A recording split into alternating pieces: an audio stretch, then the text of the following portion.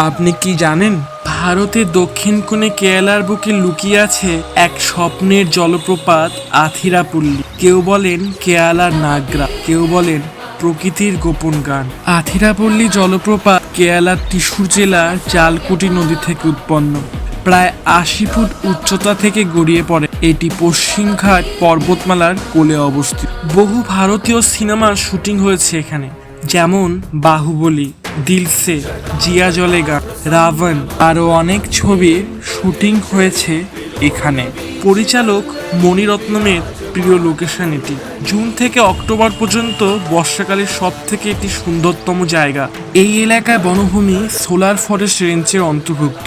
পাওয়া যায় হাতি, চিতা, বিরল হর্নবিল পাখি, বানর ও অনেক প্রজাতির পাখি। পাশেই রয়েছে চাপড়া ফলস। ২০০১ সালে এখানে জলবিদ্যুৎ প্রকল্প তৈরি করার চেষ্টা হয়েছিল, কিন্তু পরিবেশবিদদের চাপে বন্ধ হয়। এখানকার জীববৈচিত্র্য রক্ষা করতে সরকার ও স্থানীয় মানুষ একসঙ্গে কাজ করেছে। আথিরাপল্লী শুধু একটি জলপ্রপাত নয়, এটি একটি প্রকৃতির হৃদস্পন্দন, যেখানে দাঁড়িয়ে আপনি অনুভব করবেন প্রকৃতির সামনে ছোট হয়ে যাওয়া। যারা প্রকৃতিকে ভালোবাসেন, জীবনে একবার অন্তত যেতে হবে এই জায়গায়।